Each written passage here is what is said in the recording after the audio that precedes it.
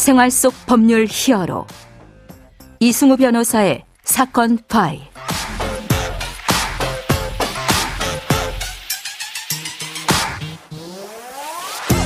안녕하세요. 이승우 변호사입니다. 각종 사건 사고에서 여러분을 구해드리겠습니다. 오늘 열어볼 사건 파일은 고 이해람 중사 사건입니다.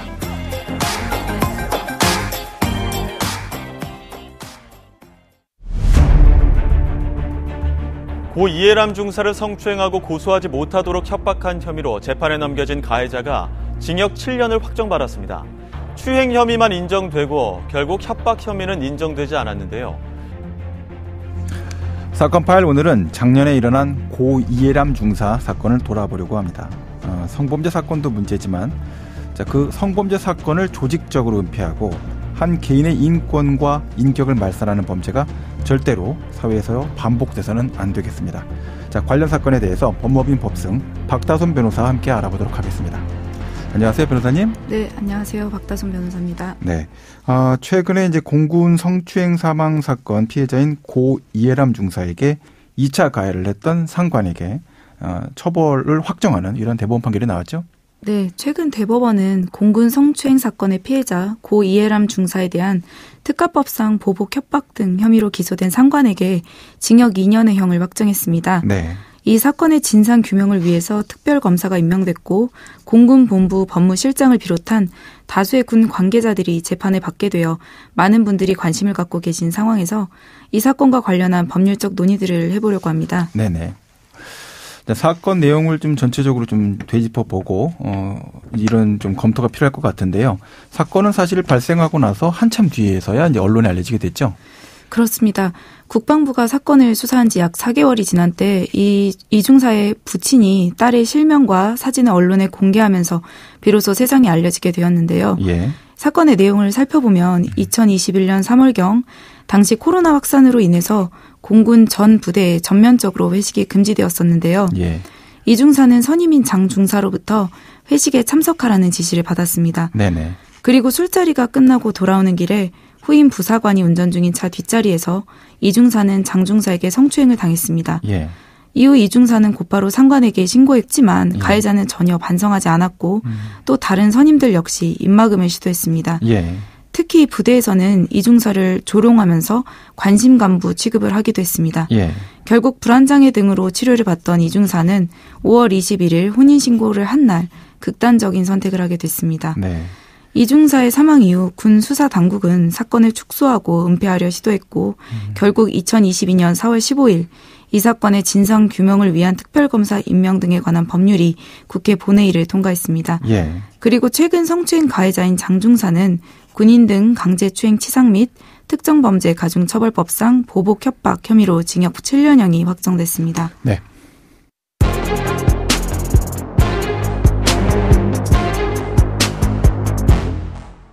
자, 대법원 판결 내용에 대한 것들은 이제 앞서서 말씀을 드렸는데요. 2차 가해를 한 노준위에게 이제 징역 2년 형이 나온 것에 대해서 좀 이거 의아한 거 아니냐, 이거 좀 이상한 거 아니냐, 너무 작은 거 아니냐, 이런 얘기들을 하시는 분들이 많이 계신데요. 이 판결의 내용 어떻게 봐야 되겠습니까? 네. 노준위는 이 중사가 성범죄 피해 사실을 신고하지 못하도록 직접적으로 회유와 압박을 가했던 인물입니다. 네. 대법원은 노준위에 대해서 면담, 강요, 혐의만을 유죄로 보고 강제추행 혐의와 보복 협박 혐의는 무죄로 판단해서 징역 2년을 선고한 원시 판결을 확정했습니다. 예.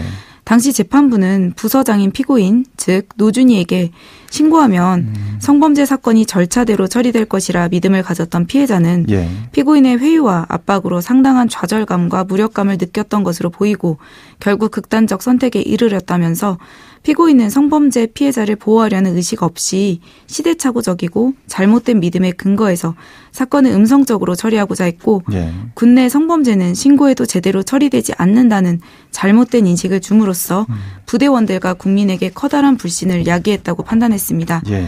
아울러 피해 사실 신고로 부서원들이 겪을 어려움과 부서장으로서의 난처한 사정을 부각해서 신고하지 말 것을 간접적으로 요구함으로써 피해자로 하여금 신고에 대한 죄책감과 부담감이 들게 해서 신고를 체념하거나 주저하게 만들었고 피해 사실 신고 등에 관한 자유의사를 제압하기에 충분한 위력으로 평가된다고 설시했습니다. 예. 그러면서도 재판부는 노준이가 이중사를 포함한 모든 사람들에게 징계처분 피해가 갈 수 있다고 했던 발언은 이중사에게 위해를 가하겠다라는 내용이 포함되어 있다고 볼 수는 없다고 판단했고 예. 결국 보복 협박죄의 구성 요건에는 해당하지 않는다고 보아서 해당 혐의에 대해서는 무죄 판단을 했던 것입니다. 사실 이제 이 내용이 모든 사람들에게 피해가 될 수 있다. 사실 이 말처럼 무서운 말이 없잖아요. 어떤 조직에 속해 있는 사람 입장에서 이 부분에 대한 판단은 아마 앞으로도 좀 더 고민이 필요하지 않은가 이런 생각은 드는데, 자, 이 사건에서 이제 전익수 법무실장이 이제 부실 수사를 했다 이런 혐의를 받았습니다. 자, 특검팀은 이제 특정범죄 가중처벌 등에 관한 법률 위반 이거를 적용했다라고 했는데 이 내용들은 왜 이렇게 좀 변화가 있었고 약화돼서 적용되는 이런 문제들이 있었는지 좀 설명을 좀 해주시죠. 네, 처음에 이 사건과 관련해서 전익수 공군본부 법무실장은 예. 이중사 성추행 사건이 발생한 직후 군 검찰의 초동 수사가 부실하게 이루어지도록 했다는 이유로 인해서 직권남용 및 직무유기 혐의를 받았습니다. 네네. 즉 전 실장의 부실한 수사 지휘로 인해서 결국 2차 피해가 발생했고 이로 인해 이중사가 극단적인 선택을 하게 됐다는 것입니다. 예.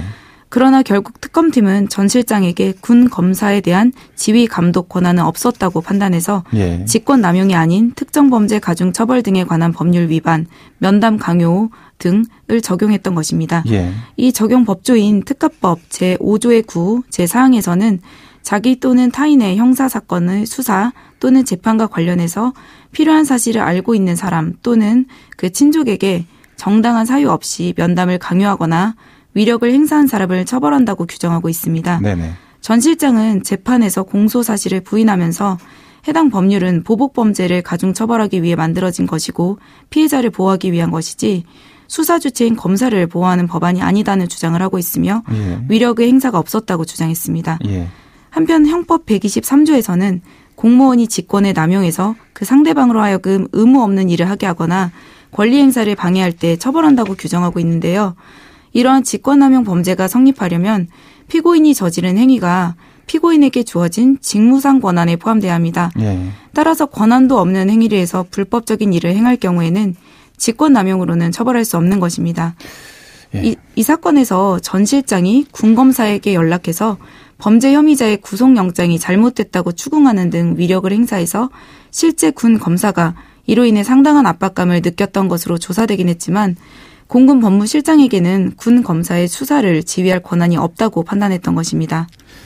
사실은 이제 직무상 권한이 해당이 안 된다는 것만 갖고 할 문제는 아닌 것 같고요. 업무상으로 사실 그런 영향력을 행사할 수 있었느냐에 대한 판단으로 좀 넓혀야 되는 문제는 아닌가 이런 생각이 좀 많이 들긴 합니다.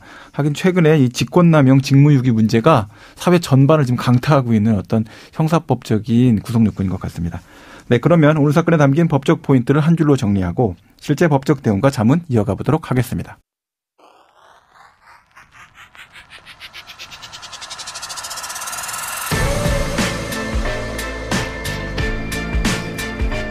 이럴 땐 법대로. 성범죄 사건이 발생했을 때 이를 은폐하는 것, 그것은 조직을 보호하거나 보호하는 행동이 절대로 아닙니다. 그것은 말 그대로 법원이 밝히는 바와 같이 시대착오적인 행동이 됩니다. 자, 조직의 구조적인 문제가 성범죄 사건으로 표면화되었다라고 생각하고 조직의 책임자는 이를 해결해서 이와 같은 문제를 근절하겠다라는 의지를 표명해야 된다라고 생각합니다. 그렇지 못한다고 한다면 공적 조직에서는 직권남용이나 직무유기의 혐의를 받게 될 수 있다라는 점을 기억해 주시면 좋을 것 같습니다. 자, 오늘 고 이해람 중사 사건에 대해서 법적으로 이야기 나눠봤는데요. 자, 마지막으로 관련해서 법적 조언을 좀 정리해 주시죠. 네, 군대뿐만 아니라 일반 직장 생활 중에도 사내 성폭력 범죄는 자주 발생하고 있습니다. 네. 이러한 범죄 피해를 신고받은 사업주는 법적 절차에 따라 피해자를 보호하고 피해자와 가해자를 분리 조치해야 하고 지체 없이 관련 사실을 확인해서 적절한 조치를 취해야 합니다. 만일 이 과정에서 해당 사실을 은폐하거나 피해자를 회유하려고 한다면 관련법에 따라 처벌될 수 있다는 점을 꼭 유념하셔야 합니다. 네, 대내외적인 불신을 다 한 몸에 받게 될 것이다 라고 기억하시면 좋을 것 같습니다. 네, 지금까지 박다솜 변호사와 함께했습니다. 오늘 말씀 고맙습니다. 네, 감사합니다. 생활 속 법률 히어로 이승우 변호사였습니다. 다음 주에도 사건에서 여러분들을 구해드릴 사건 파일 함께 열겠습니다.